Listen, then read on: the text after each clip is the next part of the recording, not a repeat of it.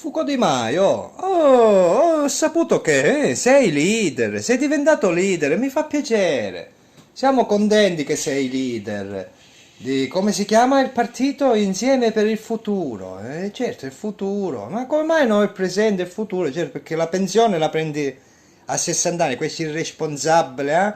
Per colpa loro ora non c'è il vitalizio e la pensione si prende a 60 anni, se no a quest'ora la prendevi subito, vero? Lo so, sono questi merdi di irresponsabili. Tu invece sei responsabile, bravo, sei diventato leader. Ma senti, ma quanti uomini hai al comando? Fuco Di Maio, quanti uomini hai al comando? Al mio comando scatenate l'inverno. Fuco Di Maio, ti stiamo aspettando a chiazza. Ti vogliamo festeggiarti dal vivo.